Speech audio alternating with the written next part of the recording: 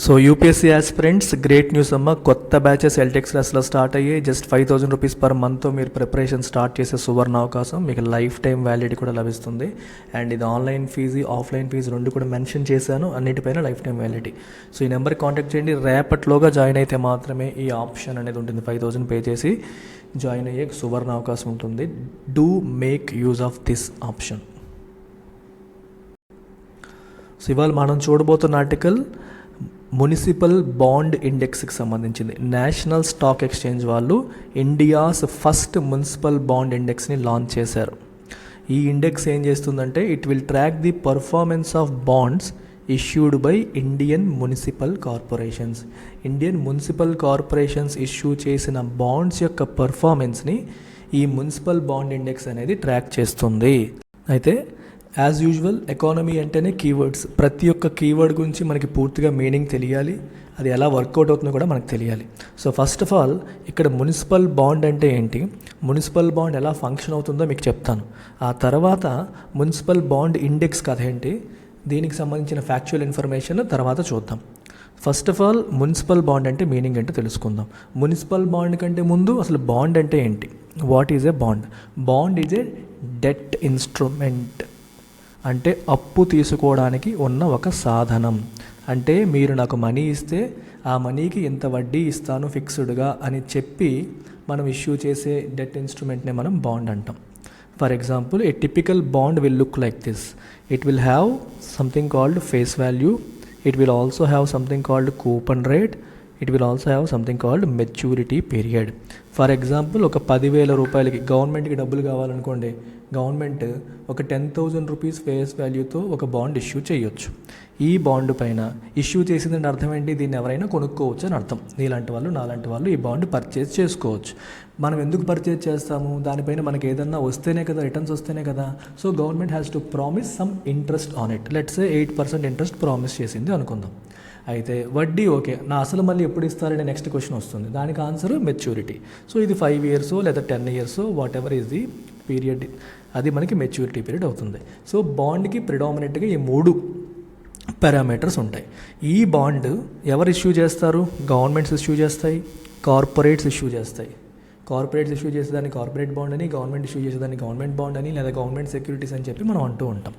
అయితే ఇదే బాండ్ మున్సిపాలిటీలు కూడా ఇష్యూ చేయవచ్చు.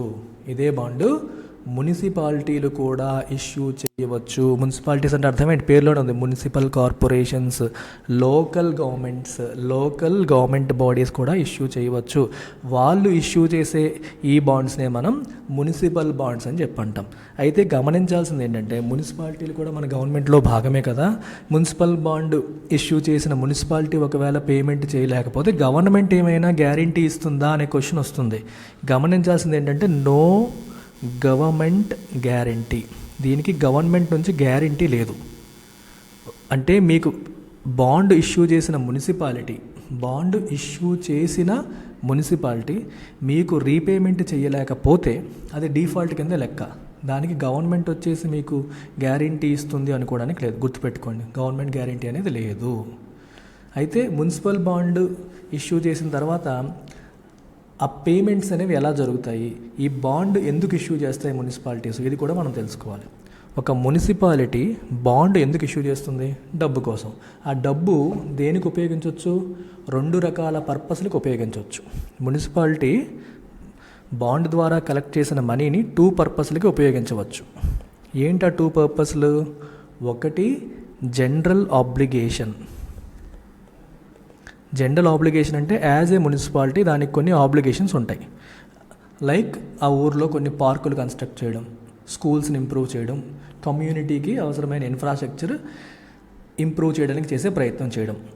అట్లాంటి పర్పస్ కోసం ఇష్యూ చేసే ఫండ్ జనరల్ ఆబ్లిగేషన్ బాండ్ అని చెప్పి మనం అంటాం. We call it general obligation bond. అలా కాకుండా రెవెన్యూ జనరేటింగ్ యాక్టివిటీస్ కోసం కూడా చేయొచ్చు. So you can use the proceeds to finance revenue generating activities. For example, నువ్వు రోడ్ వేసి టోల్ గేట్ పెట్టావు. పెట్టినప్పుడు నీకు రెవెన్యూ వస్తుంది కదా అక్కడ. అట్లాంటివి అనమాట రెవెన్యూ జనరేటింగ్ యాక్టివిటీస్ కోసం. వాటిని ఫినాన్స్ చేయడానికి కూడా ఈ మనీని ఉపయోగించవచ్చు. వీటికి మీకు ఎగ్జాంపుల్ చెప్పాను, టోల్ గేట్స్ కావచ్చు, కొన్ని ఫంక్షన్ హాల్స్ మున్సిపాలిటీ వాళ్ళే ఫంక్షన్ హాల్ కన్స్ట్రక్ట్ చేసి దాన్ని ఎవరికైనా అద్దెకిస్తూ ఉండొచ్చు. అలాంటి బాండ్ని మనం రెవెన్యూ బాండ్ అని చెప్పి అంటాం. వీ కాల్ ఇట్ మున్సిపాలిటీ బాండ్స్లోనే revenue bonds, general obligation bonds అని 2 టైప్స్. అయితే ఫంక్షనింగ్ ఎలా ఉంటుంది ఇది కూడా మనం ఒకసారి చూద్దాం. ఇదంతా అర్థమయ్యాక మనం మున్సిపల్ బాండ్ ఇండెక్స్ అంటే ఏంటో మనం తెలుసుకుందాం. First of all you have municipality here. ఇక్కడ మున్సిపాలిటీ ఉంది. మున్సిపాలిటీ వాడు బాండ్ ఇష్యూ చేశాడు. దే ఇష్యూడ్ బాండ్ ఇష్యూ చేసినప్పుడు ఈ బాండ్ కొనేవాళ్ళు ఇన్వెస్టర్స్ లేదా బాండ్ హోల్డర్స్ అంటాం. ఇన్వెస్టర్స్ లేదా బాండ్ హోల్డర్స్ వీళ్ళు ఇక్కడ ఉన్నారు. వీళ్ళు ఏం చేస్తారు? మనీ పే చేస్తారు మున్సిపాలిటీకి మనీ పే చేస్తారు. ఈ పే చేసిన మనీ మున్సిపాలిటీ ఏం చేస్తుంది? ఈ పే చేసిన మనీతో municipality takes up projects take up చేస్తుంది. అది రెవెన్యూ జనరేటింగ్ ప్రాజెక్ట్ కావచ్చు, జనరల్ ఆబ్లిగేషన్ కావచ్చు. ఓకేనా?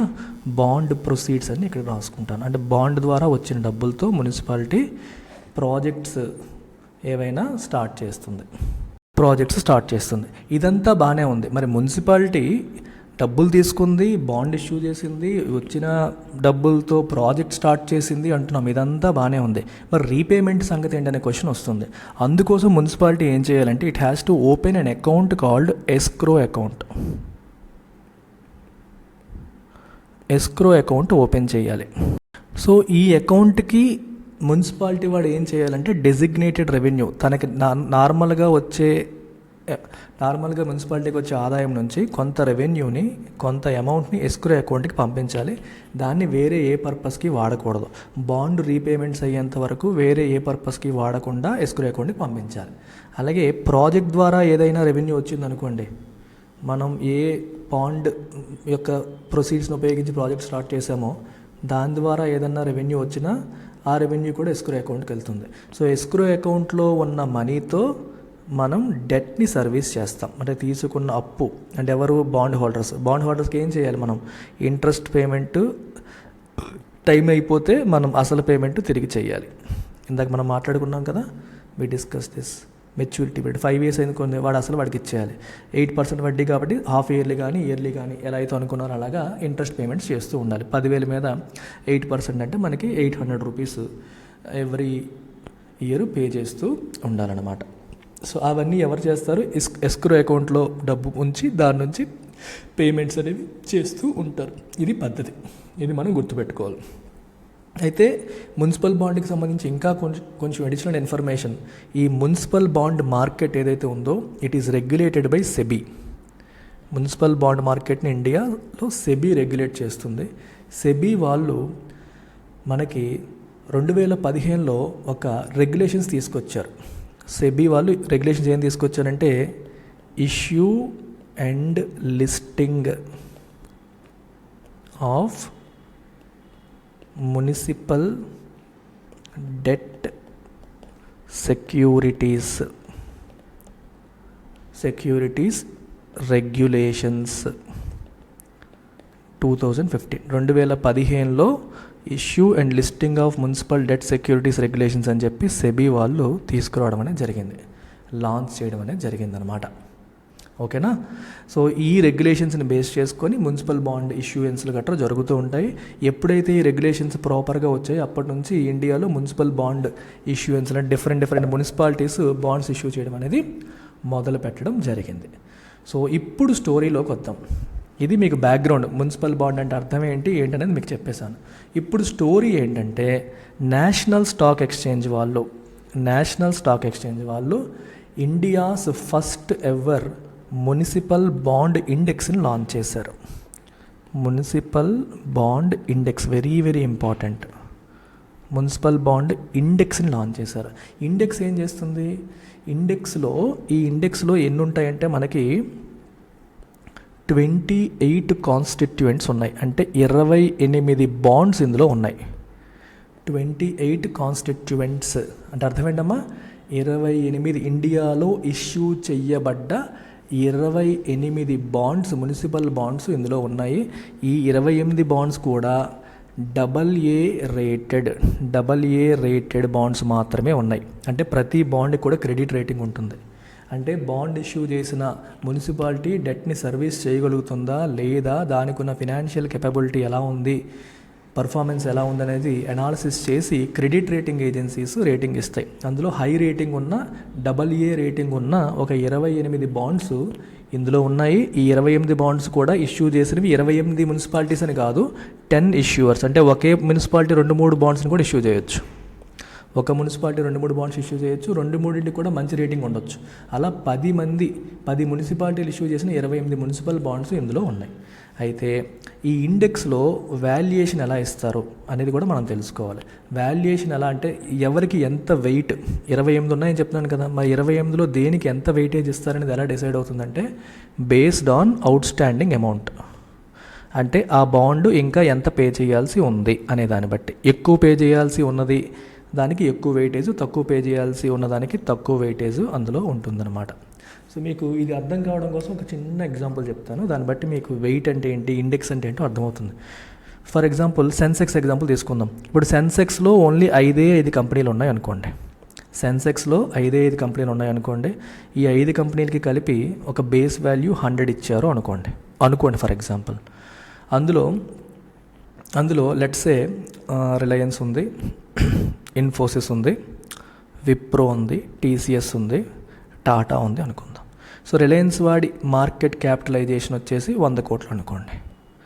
ఇన్ఫోసిస్ వాడిది 100 కోట్లే, విప్రో వాడిది 100 కోట్లే అనుకోండి. టీసీఎస్ వాడిదేమో 50 crores అనుకోండి. ఇక్కడ టాటా వాడిదేమో Tata tele services, Tata communications అనుకోండి, వీడిదేమో 150 crores అనుకోండి. అర్థమైందా? ఇలా ఉంది అనుకుందాం. సో అలాంటప్పుడు ఎవరికి ఎంత వెయిట్ వస్తుంది మనకి, మొత్తం కలిపి ఎన్ని పాయింట్లు, 100 పాయింట్లు. మొత్తం కలిపి 100 పాయింట్లు. ఇక్కడ మొత్తం కలిపి ఎన్ని కోట్లు ఉన్నాయి, 500 కోట్లు. 500 కోట్లకి 100 పాయింట్లు మనం అసైన్ చేయాలి. అర్థమైందా? 500 కోట్లు 500 crores-కి 100 పాయింట్స్ మనం అసైన్ చేయాలి. విచ్ మీన్స్ 1 crore-కి ఎన్ని పాయింట్స్ వెళ్తాయి, 1/5 అంటే 0.2 పాయింట్స్ వెళ్తాయి. మరి 100 crores-కి ఎన్ని పాయింట్స్ వెళ్తాయి, 100 into 0.2 20 పాయింట్స్. దీనికి 20 పాయింట్స్, దీనికి 20 పాయింట్స్. ఇదేమో 50 into 0.2 10 పాయింట్స్, దీనికేమో 15 into 0.2 30 పాయింట్స్. మొత్తం కలిపి ఎంత అయింది, 100 పాయింట్స్ అయింది. సో ఇప్పుడు సెన్సెక్స్ మొత్తం కలిపి 100 అనుకుంటే దేనికి ఎంత వెయిట్ అంటే అందరికంటే ఎక్కువ వెయిట్ ఎవరికి ఉంది, టీసీఎల్కి ఉంది, టాటా కమ్యూనికేషన్స్ లిమిటెడ్కి ఉంది. లోయెస్ట్ ఎవరికంటే టీసీఎస్కి ఉందని మనం చెప్తాం. ఈ రకంగా ఇండెక్స్లో వెయిట్స్ ఇవ్వడం అనే మీనింగ్ ఇలా వస్తుంది. అంటే అది అర్థం కావడం కోసం మీకు ఎగ్జాంపుల్ చెప్పాను. అలాగే ఈ 28 కాన్స్టిట్యూయెంట్స్కి కలిపి, ఈ 28 కాన్స్టిట్యూయెంట్స్కి కలిపి బేస్ ఇచ్చారనమాట. ఎంత బేస్ ఇచ్చారంటే బేస్ వాల్యూ ఆఫ్ 1000. అంటే ఈ 28 కాన్స్టిట్యూయెంట్స్కి వాటి అవుట్ స్టాండింగ్ అమౌంట్ బట్టి వాల్యూ అసైన్ చేస్తారు. మొత్తం కలిపి వాల్యూ ఎంతంటే 1000 as on 1st January 2021. 1st January 2021 డేట్లో ఆ రోజుకి ఏ బాండ్కి ఎంత అవుట్ స్టాండింగ్ అమౌంట్ ఉందనేది చూసుకొని ఎక్కువ అవుట్ స్టాండింగ్ ఉన్న అమౌంట్కి ఎక్కువ పాయింట్స్, తక్కువ అవుట్ స్టాండింగ్ ఉన్న దానికి తక్కువ పాయింట్స్, ఓవరాల్గా అన్నీ కలిపి 1000 పాయింట్స్ ఉండేలాగా ఇండెక్స్ని డిజైన్ చేయడం అనేది జరిగింది. ఈ ఇండెక్స్ అనేది ఎవ్రీ క్వార్టర్, ప్రతి 3 నెలలకి క్వార్టర్లీ రివిజన్ అనేది జరుగుతూ ఉంటుంది. ప్రతి క్వార్టర్లో దాన్ని రివ్యూ చేస్తూ ఉంటారు. అంటే వీటిలోంచి ఏమైనా తీసేయాలా, ఇంకేమైనా యాడ్ చేయాలా, ఏదైనా ఎంతకంటే పెద్ద బాండ్ వచ్చిందా లేదా అనేది చూస్తూ ఉంటారు. సో బాండ్ ప్రైస్ మూమెంట్స్ బట్టి ఇండెక్స్ వాల్యూ మారుతూ ఉంటుందన్నమాట. ఇలా మున్సిపల్ బాండ్ ఇండెక్స్ అనేది ఇండియాలో మొట్టమొదటిసారి లాంచ్ చేయడం జరిగింది. ఇది ఈ బాండ్స్ యొక్క పర్ఫార్మెన్స్ ఎలా ఉంది అనేది ట్రాక్ చేస్తుంది. బాండ్స్ యొక్క వాల్యూ పెరుగుతుందా, తగ్గుతుందా, డిమాండ్ ఎలా ఉంది, ఇలా అన్ని ఆస్పెక్ట్స్ని ఈ మున్సిపల్ బాండ్ ఇండెక్స్ అనేది మనకి మానిటర్ చేస్తుంది. అర్థమైందా? ఆల్ ఇంపార్టెంట్ ఆస్పెక్ట్స్ మీకు చెప్పేశాను. ఆల్ ఇంపార్టెంట్ ఆస్పెక్ట్స్ ఈ మున్సిపల్ బాండ్ ఇండెక్స్ గురించి మీకు ఇప్పుడు అర్థమైందని అనుకుంటున్నాను. సో అందుకనే కొంచెం బేసిక్స్ చెప్పడం కోసమని అసలు మున్సిపల్ బాండ్ అంటే ఏంటి, బాండ్ అంటే ఏంటి, ఇండెక్సేషన్ అంటే ఏంటి, వాల్యూస్ ఎలా అసైన్ చేస్తారు, అందుకే ఈ ఎగ్జాంపుల్ కూడా మీకు చెప్పడం జరిగింది.